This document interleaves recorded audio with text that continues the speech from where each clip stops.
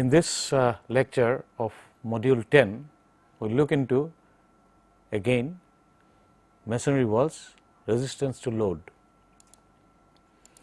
and we shall look into today same strength of brickwork, again vertical loading. So, we will take up an example problem and solve it on the basis of whatever we have done in the previous two lectures, and then we will look into earthquake resistant construction. So, in this context, first we will look into resistance against horizontal loading, some recommendation of the code IS 4326 regarding earthquake resistance masonry construction.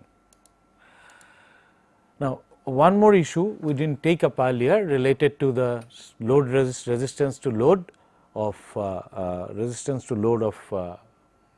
masonry structures, effective thickness. Now, when you have strengthening of the wall through, let us say, cross walls, by cross walls or by piers or buttresses, then the resistances against buckling is provided by such supports, right. Hence, what is done? What we do? We actually take effective thickness more, because there is a resistance against buckling would now become more because of something like piers or because of something like piers or buttresses. Supposing I have piers or buttresses, they would actually provide resistance against buckling. Okay, we can understand this. For example, if we look at, say, this is your wall. Let us say this is the thickness of your wall, right? And I have somewhere, this is the length or width of the wall, and in between I have just thickened it up. Somewhere here I have thickened it up like this. There's some thickening, like in something of this kind. Let us say something of this kind. I have thickened it. Let us say in this manner, and there is a thickness. So I have thickened it up, right. So if I have provide additional material here, obviously this will provide a kind of resistance against buckling about this horizontal plane. I mean, if it is bending in this direction, then there will be resistances against such buckling. So that is what it is. So when you provide piers or buttresses, effective thickness, there is a resistance against buckling, and so what we do, we can modify the slenderness ratio. We assume that slenderness ratio is less, effective slenderness ratio is less, and that we can do by considering effective thickness. So we consider higher effective thickness, which is actual thickness multiplied by stiffening coefficient. Now these stiffening coefficients are higher, and for this is only meant for calculation of slenderness ratio, right, on the basis of height. So when you have piers, then piers or buttresses or even cross walls, we actually its effect of slenderness will be reduced somewhat, and this is taken care of by means of what is called stiffening coefficient. So effective thickness is considered to be more than the actual thickness, and we use a stiffening coefficient as a multiplying factor, and using that we find out the effective thickness, and that on that basis we calculate slenderness ratio. For solid walls, the stiffened cross walls, as for solid walls which are actually cross walls affects as stiffening, let us say cross walls, then this has the, this we assume that it has got a same thickness, the thickness of the pier, equivalent pier has got the same thickness as the wall thickness. If there is a cross wall, it will have the same thickness, pier thickness as wall thickness. The stiffening portion will have same thickness as the wall thickness, and width or the length or thickness, its width will be same as the wall thickness, but its pier thickness of the pier is 3 times the thickness of the stiffened wall, the wall that has been stiffened, because you have a cross wall which is actually relatively long. So what you take up to the 3 times the thickness of the wall that is being stiffened, you consider that as a pier, that as a pier, that as a pier thickness. Okay, this will be clear when you look something more, right. Now code gives you an idea to actually idea of about this stiffening coefficient, it is recommended. For example, when you have and the basis is two things: center to center spacing of the piers divided by width of the pier. Now, what is width of the pier? Width of the pier is this much. This now gives you a clear cut idea about what a pier is. Now, this is our main wall. A pier is something like this, which is nothing but a thickening of the wall at certain portion. So, when you have got uniform, this is uniform throughout the height, then I will call it as a pier, and when it is possibly inclined in a retaining wall, it would be acting like a buttress. So, this is a stiffening mechanism by which what you are doing, because this is the cross section of the wall as we see from top after cutting. Now, which means that it will actually resist buckling, right. So, effective thickness is now more, because some places my thicknesses are higher, and that is why I find out effective thickness equals to some stiffening coefficient multiplied by the actual thickness of the wall. Now, actual thickness of the wall is Tw. Thickness of the pier, of course, here it is very clear cut, it is this much, this from this point to this point, thickness of the pier, that we call as Tp. But supposing it was a cross wall, then we would have, supposing this was a cross wall instead, it was a cross wall instead, then this it would have continued. In fact, you would have had continuity of this wall. In that case, you would have taken the thickness of the pier as 3 times the thickness of Tw, 3 times Tw. We take 3 times the Tw, 3 times Tw, right. So, that is how we define. Width is here, thickness of the wall, thickness of the pier, right. In case of cross wall, it will be 3 times the Tw, and width of the pier is this. Now, this will have some spacing center to center, another, there will be another pier somewhere there. So, this center to center spacing of the pier divided by width of the pier divided by this, right.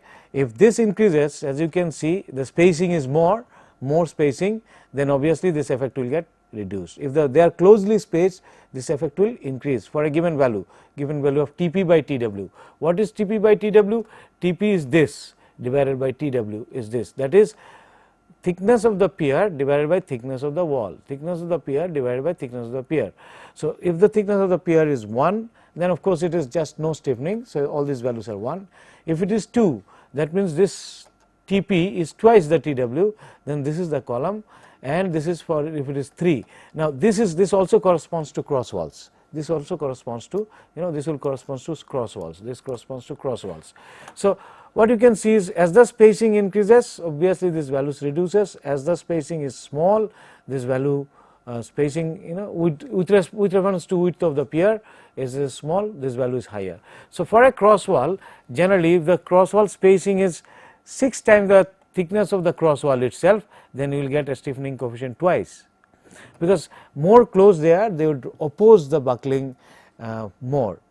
So, this table gives us the stiffening coefficient, and we denote it by Kn, and it is a function of Tp by Tw, that is Tp and Tw, and also spacing of the center to center spacing of the pier divided by width of the pier, right. So, that is how we do find out equivalent slenderness ratio. So, to calculate equivalent slenderness ratio, we will use these values, this stiffening coefficient values, these values. Now, we can look into now the complete permissible stresses. The permissible stress, therefore, I can calculate out first of all as the product of basic compressive stress multiplied by a strength reduction factor due to stress reduction. The basic compressive stress given in table as stress reduction factor due to slenderness and eccentricity. Now, here remember the slenderness I will calculate out based on the actual thickness multiplied by the stiffening coefficient. So, this would be smaller than 1, but depending upon the slenderness ratio, which might become lower if I have a cross wall or things like that. This is an area reduction factor, and this is, we have seen that is shape modification factor. So, that is how I can find out the permissible compressive stress in brickwork. And for eccentricity between 24 T by 24 and T by 6, I can increase the permissible stress by 1.25 Fc.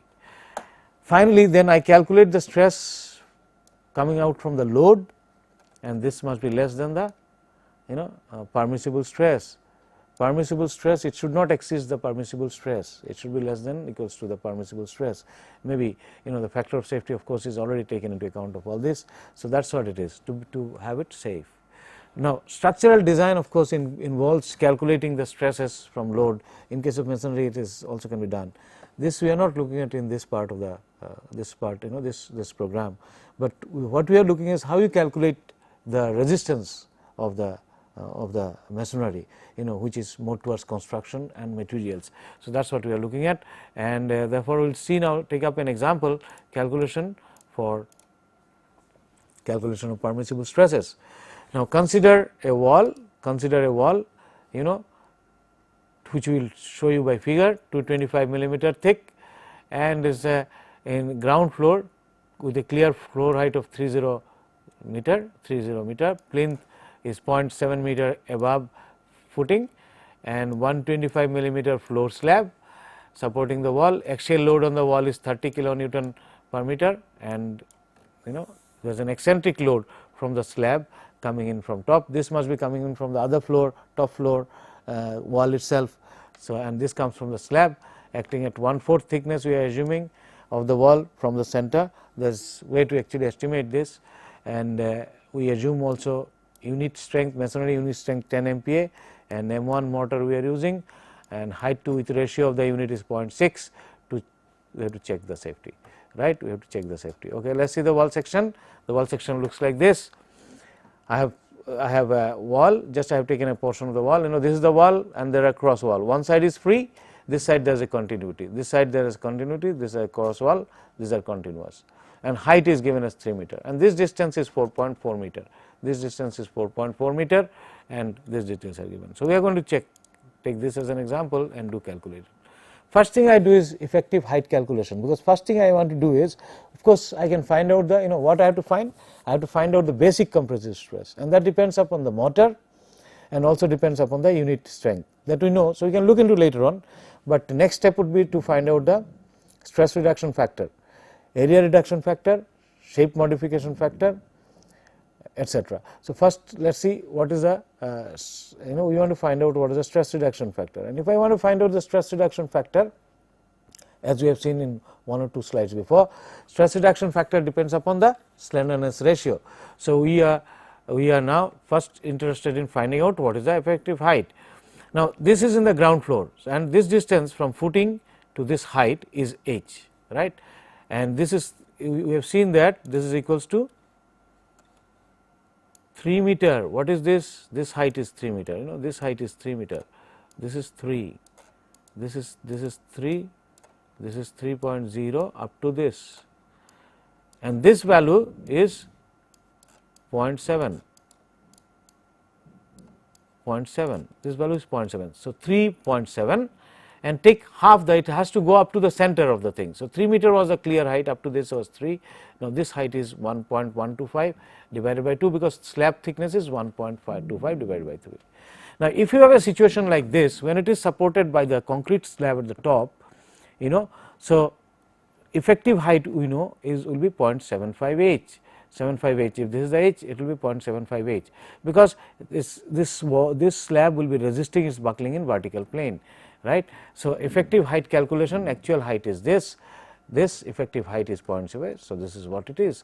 This is how 2.3 is the effective height, 2.3 is the effective height, right, 2.3 is the effective height. Okay.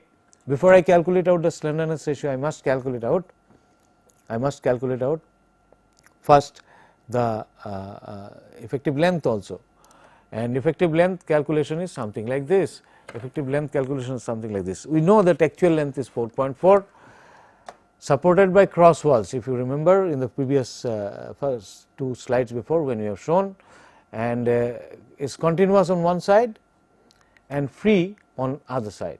So, effective height will be given by this, this follows, because my wall looks like this from the first diagram. This side is continuous, this side is continuous, and this side is continuous. It's along this direction it is continuous, and it's one side it is free. And for situation, because these dimensions are greater than this, y is h by x. This window which was that was a window, so pretty small, and therefore it is given as L equals to 0.9 L.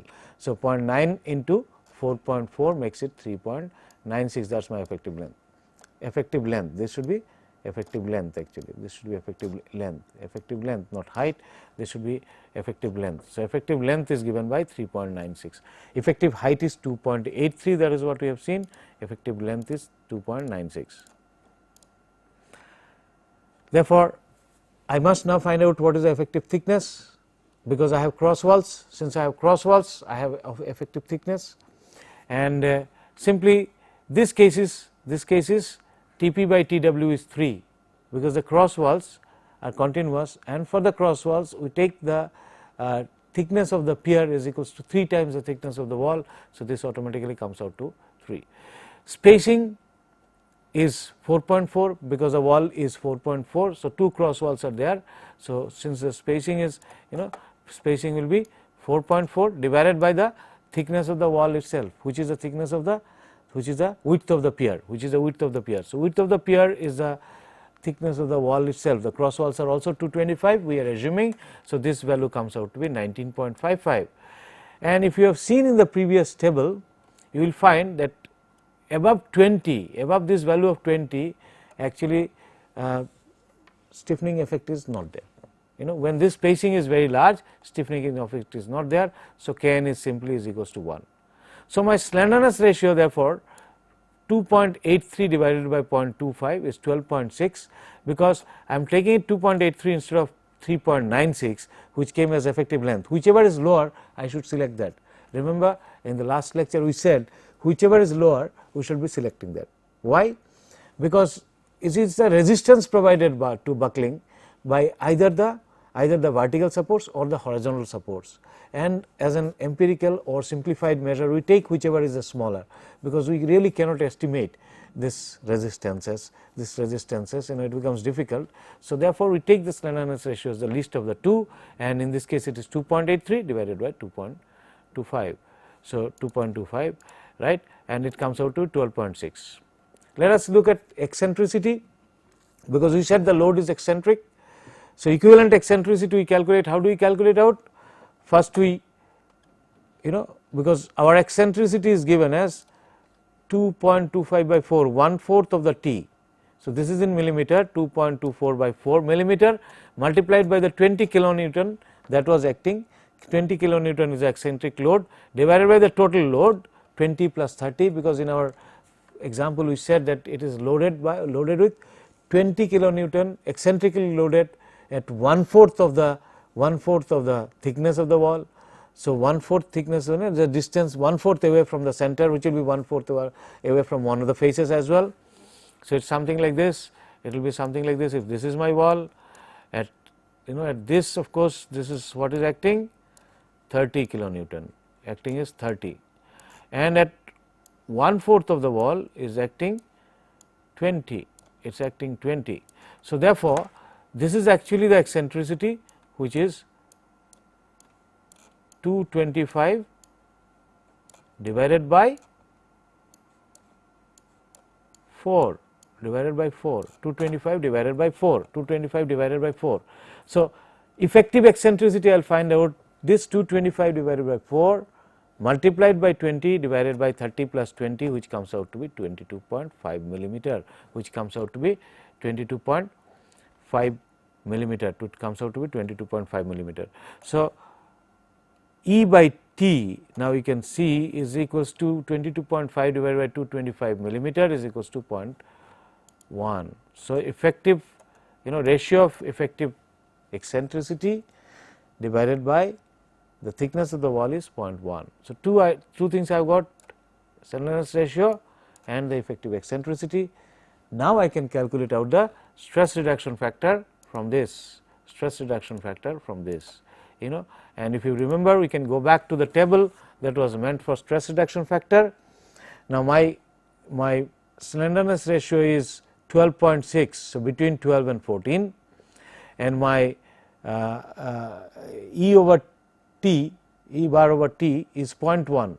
So, this is 1 by 12, 0.1 is 1 by 10, 0.1 is 1 by 10 and 1 by 6. So, in between these two. So, I can do actually interpolation between this 4. So, I can do interpolation between this 4, because 12 and 14 deliberately I have put now 14. The earlier when I showed part of the table, that part did not contain 14 in one of the lectures, but this lecture I have brought in this. So, that we can interpolate between these two and these two, and then again interpolate between these two to find out the stress reduction factor for our case, which has got SR equals to 12.6. Our case SR is equals to 12.6, actually somewhere in between. This is 12.6, and here actually this is 1 by 10, 1 by 10. So, I will interpolate between these 4 to get the stress reduction factor, and if we interpolate, it comes out to be something like this.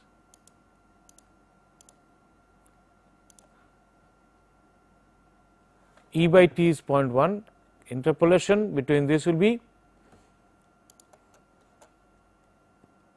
interpolation between this will be 0.81, as we have seen, 0.81 minus 0.74, because the gap was between 12 and 14 divided by 2, and 12.6 is 0.6. So, this gives me 789, and interpolation between the between 12 and 14 slenderness ratio for 12.6 I get corresponds to 1.6. So, this is 1 by 6, this value corresponds to the Ks for E by T equals to 1 by 6. This value corresponds to 1 by 12. E by T is equals to E bar by T equals to 1 by 12. So, this is 1 by 12, this is for 1 by 6. I want to find out for 1 by 10. So, 7.89 and 756, I just interpolate between these two, and for 0.1, and I get the value equals to 782. I get the value equals to 0.782. So, by this kind of interpolation, I can find out what is the value of the Ks. So, that is how you find out, right? Ks we find out in this manner. Once I have found out, I must, next step I do is to find out the basic compressive stress, and we remember we are using the unit, we said 10 MPa strength, 10 MPa strength, right, 10 MPa strength, and mortar M1. So, this should be my basic compressive stress. So, basic compressive stress should be this 0.96, right. So, now I know my basic compressive stress, I know stress reduction factor, I know basic compressive stress, I know stress reduction factor. Therefore, I can find out the permissible compressive stress in direct compression. Of course, then I can find out also for that under bending and compression, not pure compression, and bending plus compression, etc. So, area reduction factor in our case of course will be equals to 1, because A is greater than 0.2, area of the wall is greater than 0.2 meter square, because it has got a length of 4.4 multiplied by 0.2, 4.4 into 0.2 would be 0.8, and that is greater than 0.2. So, therefore, we would not need calculation of area reduction factor. Shape modification factor we won't need, because our H by B is 0.6 given, and which is a kind of brick that is available in this part of the country, in northern part of the country, somewhat about height is 75 millimeter divided by about 125 millimeter width. So, roughly about this 0.6 we thought. So, this is less than 0.75, this point less than 0.75, and therefore, you do not need any corrections here. So, basic compressive stress we have seen is 0.96, it is 0.96. Allowable stress between this, then we can find out, since this is between 1 and 6 and 1 by 24. So, 0.96 multiplied by 1.25. So, permissible stress in compression plus bending is 1.2, and in pure compression it is 0.96. Let us see what are our stresses coming. Because we have got eccentricity is equals to 0.1. So, if you remember, our formula was W by T. Now, this is my total W, W is equals to 50 kilonewton, W equals to 50 kilonewton, 50 kilonewton, because 20 plus 30 coming in. So, 50 kilonewton would mean 50,000 Newton. So, I have put it 50,000 Newton here, divided by the thickness of the wall 225 millimeter divided by, so I have put everything in Newton, this is in millimeter, 225 millimeter, and this was 50 kilonewton per meter.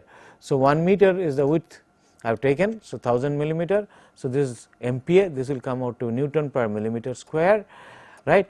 So that would be the stress, and that stress when in compression, in pure compression plus bending. So maximum compressive stress will be 6 plus E bar over T, if you remember 6 E bar over T, the formula that we gave yesterday in the last lecture, 6 E bar over T, and E bar over T in our case is 0.1.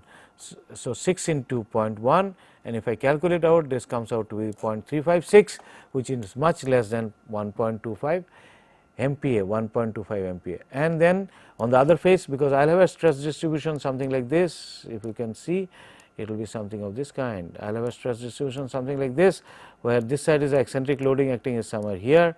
So I will have a eccentric loading somewhere acting like this. So I will have a stress distribution of this side, where this side I will have higher compressive stress, and this side I will have less compressive stress, and this value comes out to be 0.356, and this value comes out to be 0.09, this value comes out to be 0.09, which is much less than 1.25, 1.2 MPa that is permissible in this particular case. So therefore it shows that it is actually, it is stable, this is stable. So it shows that it is a, the structure is stable, it will not fail, right. So this is an example calculation how we calculate out the stresses with eccentricity, and of course if the values are different here, we could have chosen the appropriate value and find it out.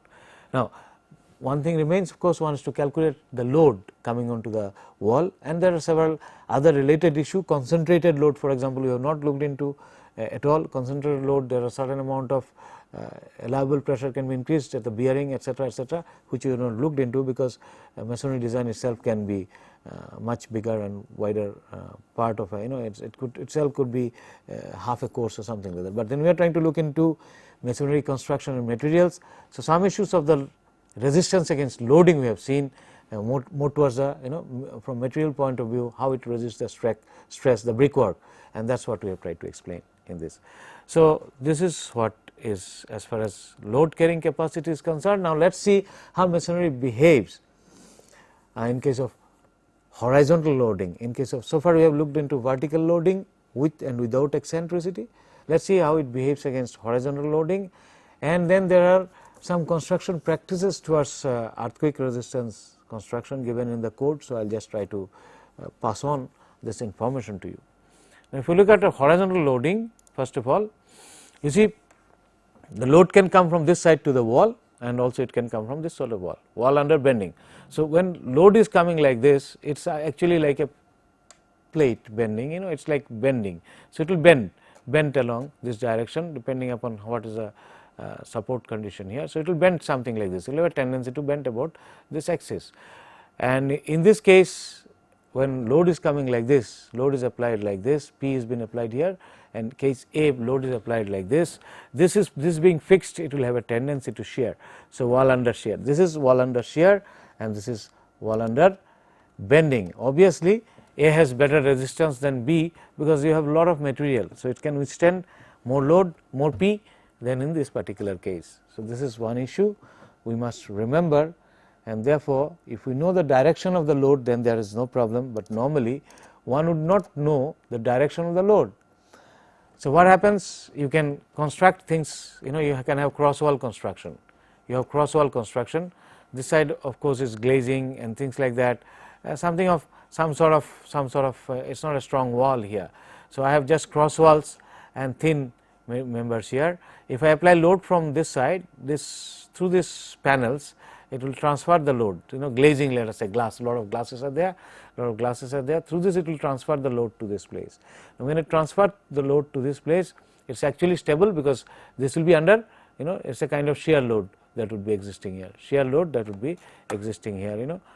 will be actually a kind of shear load that would exist here. So shear would be transferred. So we have seen it is quite strong along shear, but what happens along this direction, because it is bending, it will be unstable along this direction. So it is not a very good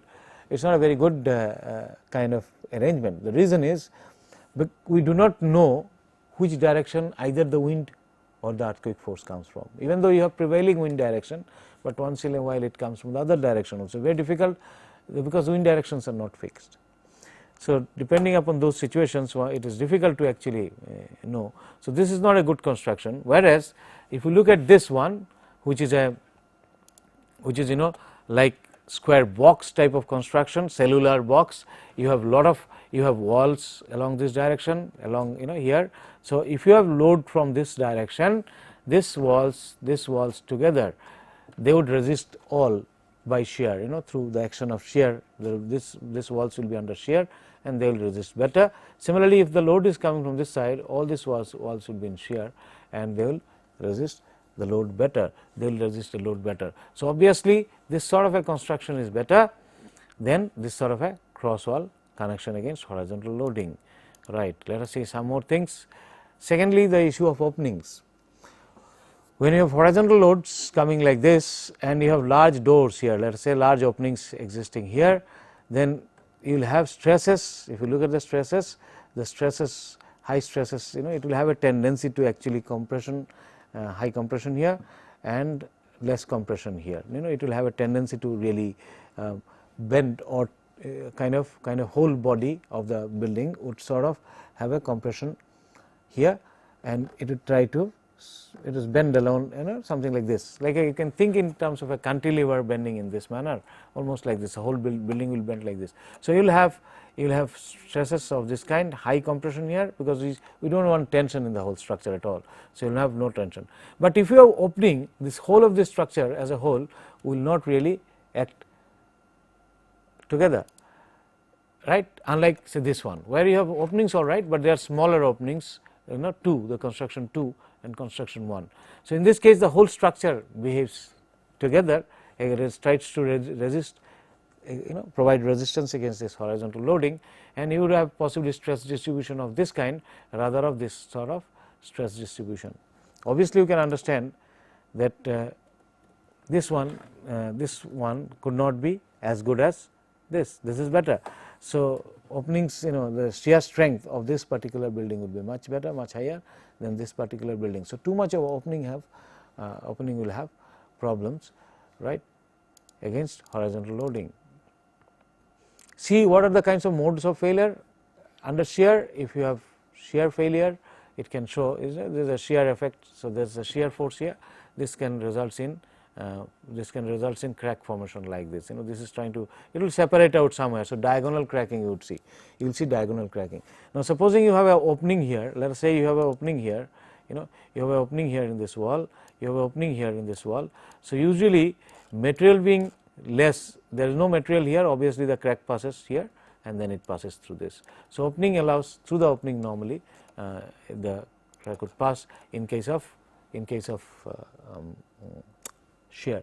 This shear can come from horizontal loading, sometime even when you have settlement of the foundation, let us say one side is settled, the other side has not. This might also result in this sort of crack formation. This is one. The second one would be, this is shear failure. The second mode of failure would be failure under masonry crushing, the whole thing actually the crushing of the base masonry.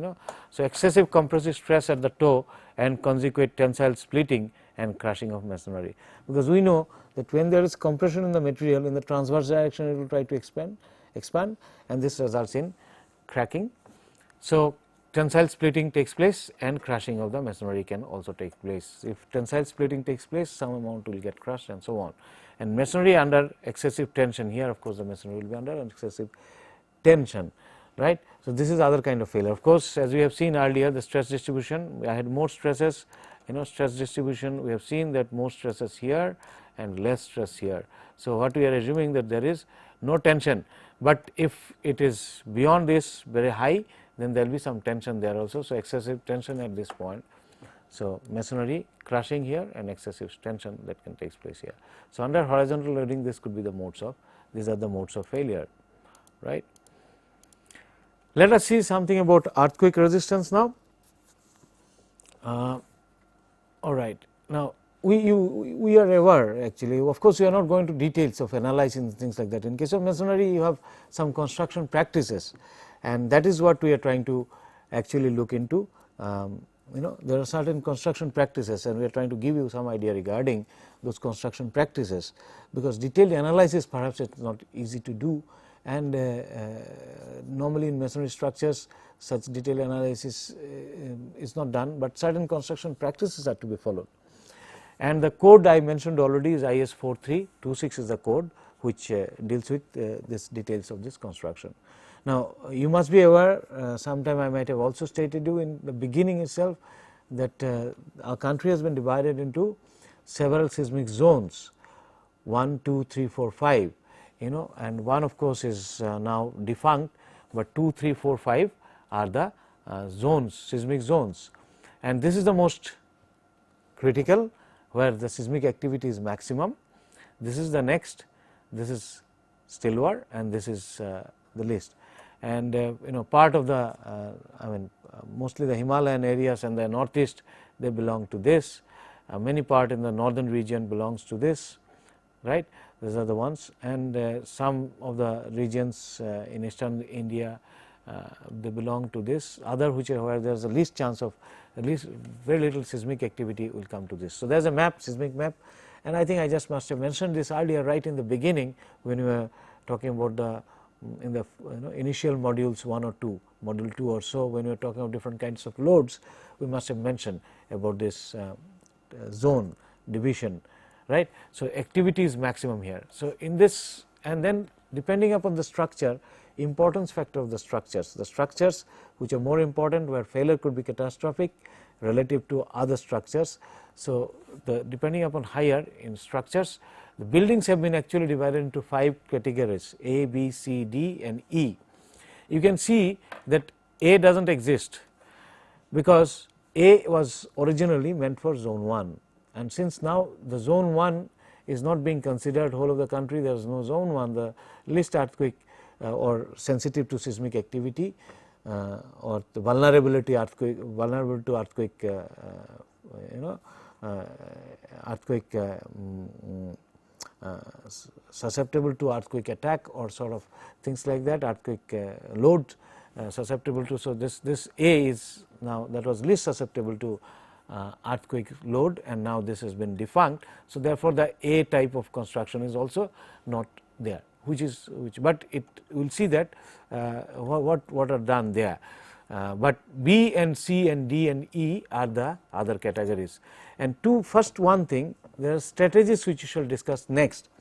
First of all, in the failure of the brick masonry, mortar plays a very strong role, right. Units, and we have seen the mortar plays a very role, because it is at the mortar brick interface where the failure takes place. Brick rarely fails under all circumstances, it does not fail so much, but it is the first to fail would be the the weakest link is the brick mortar junctions, right. So, and if you want to improve that junction, then strength of the mortar is an important issue. So, therefore, you must have strong mortar, relatively stronger mortar, to ensure that you have a better bond between the brick mortar junctions. So, that is why what has been suggested is you have specific mortars to be used in each of this category of building. For example, in B and C category, it is suggested that you use M2 mortar, which we have mentioned earlier, and 1:2:9, where 2 blue color means it is lime mortar, right, and this is 1 cement, 2 lime, 9 sand.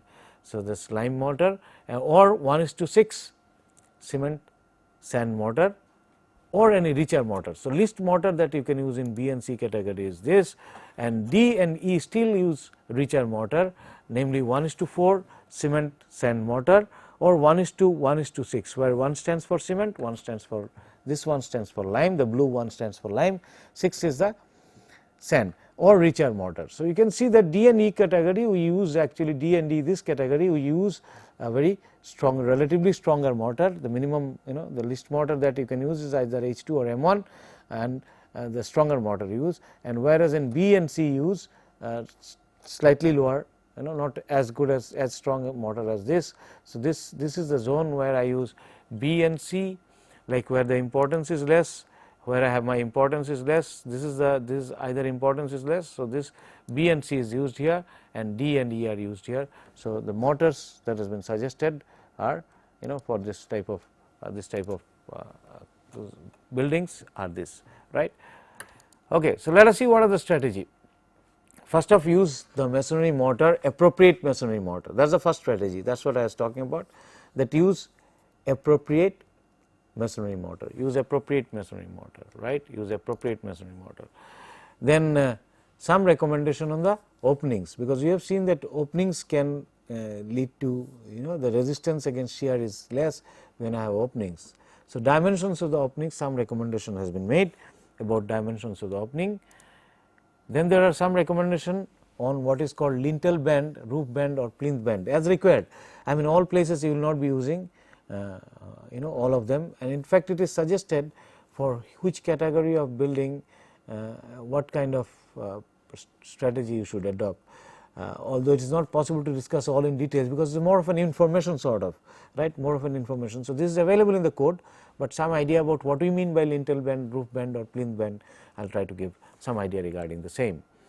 Then you can have bracings in plan at tie level of the roof. In some cases vertical steel at corner and junctions of walls and dowel bars.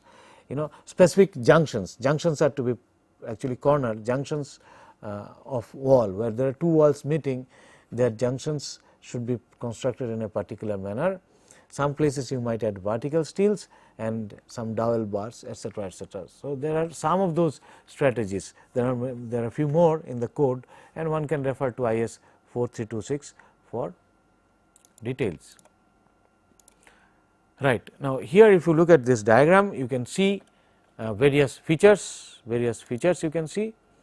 For example, you can see first of all, this is the lintel bend 1, this is lintel bend and this is lintel bend. So, this is a RCC bend throughout, because against horizontal loading this bend provides a kind of resistance, crack cannot pass through this bend. This and dimensions also, the reinforcement that should be provided in such bend is also suggested. Also, some recommendations are available for some constructional details of this bend.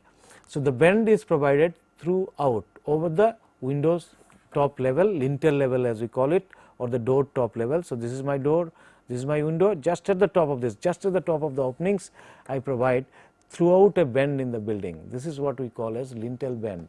And you see in northeast, if it is in northeast or even in zone 4, say Himalayan, Uttarakhand areas or northeast, you will have definitely this. In zone 5, most of the buildings one would be using this sort of thing.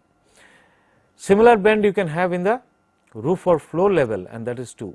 This is one, this one, roof or floor level, you can have similar bend all around the building, in the masonry construction. These walls are of masonry, So, lintel bend and then roof bend.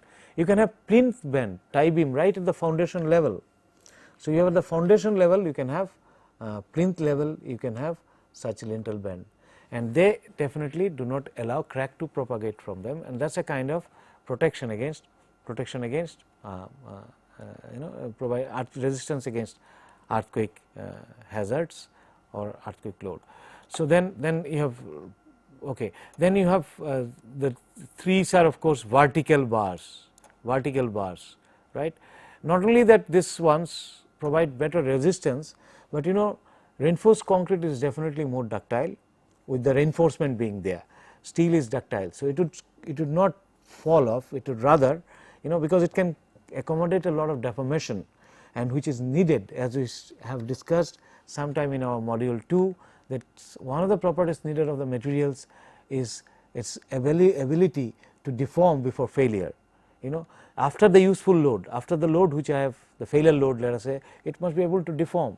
So, at that load it should show up some cracks or something, but it should not collapse straight away. So, it should show a lot of deformation capability after that, and steel has that property, and therefore, providing steel, not only that it resists, do not allow crack to grow, it provides a kind of resistance against various kind of loading, but it also provides sufficient amount of ductility, so that it even if there is a failure of individual member, the structure will not collapse. So, that is the idea.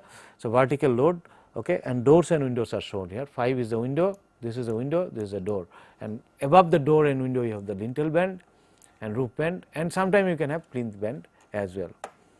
So, this is one of the strategies, as I mentioned, providing bends all around the building, and then let us say this is one of the ways of reinforcing the masonry building through bends, right. This IS 4326 gives you this diagram and also details and many more details. It is just a little bit introduction has been provided here. Then this diagram shows you about openings. This diagram shows you about openings actually, and this also comes from IS 4326. Now, you see this, it gives you recommendations for all these values of like one this is door, 2 is the window, 3 is the ventilators. These ventilations are used for natural ventilations, especially in Himalayan areas or northeast or similar sort of areas, very much for natural ventilation, flow of air. So, we shall look into some of those issues sometime in connection with the wall. In fact, they form part of what is called fenestration. Now, the dimensions, this relative dimensions are actually, for example, the spacing H3 or H2 or B4, etc. between openings and B1, B2, this values L2, etc. T and relative values, these are all given. Like for example, 1 is the door, 2 is the ventilator, 2 is the 3 is the ventilator, 3 is this ventilator, 2 is the window, and 4 is the cross wall. This is shown, this is just the cross wall shown. The cross wall has been shown. There is the cross wall in the other direction. This is the long wall, the cross wall in the other direction. So, T is the thickness of the cross wall, etc., etc. Now, foundation level is shown. This is the foundation level. So, now this opening, these dimensions are given in the code. I didn't bring it up. I didn't put it up here because it is just an information, part of information. The code gives you recommendation of this values of B1, B2, B3, B4, B5, B6, B7, etc. B4, B5, B6 and B7, all these values are given. Similarly, recommendation on H1, H2, H3, these are also, or B8, H1, H2, H3, these values are relative values are suggested in the code. So, one can refer to them, and by providing this the opening, restricting the opening in this manner, one can actually improve the resistance against earthquake, one can increase the resistance against earthquake. All right, let us see some more issues. Now, we can see the joints actually. The joints you can see again, this is tooth joint at the corner, alternative tooth joint. So, this is another recommendation. The joints, if you have seen earlier when we talked about strategy, some places tooth joints are recommended. The code gives you these places where one should be using some strategies and what combination should be used at what condition. But again, as I said, these are information. So, one can look into the code and then use them, but there such thing exists, and what they look like, that is important to know, and their use is even more important. One must adopt them to provide adequate resistance against earthquake. So, let us look at what is the tooth joint and corner. In some places you might use this tooth corner, alternative joint. You see, this is a tooth joint here, and then there is a joint. That means your course, the brick course would have possibly followed like this, the joints would have been some other, but you ensure that here of course you are not giving any joint. So, you just continue with the joints, and here you have tooth joints. So, alternate tooth joints are provided at the corners, alternate tooth joints are provided at the corner. This actually improves the resistances, it improves the resistances, better joint, shear key sort of effect would be there, and dimensions are also mentioned here. Dimensions of these joints are also mentioned here, because you can see these are layers. So, about 450, same 450, 450 and 450. So, 450 into 4, let us say 1.8 meter and so on. So, this kind of joint corner is a cross wall, this is a cross wall. So, the corner, the joints should be something like this, so that provided proper bonds are available, or proper they almost act together, they should act together as possible, should not separate out under horizontal loading. Right. So, these are the issues related to earthquake resistance, this is the issues related to earthquake resistance, right.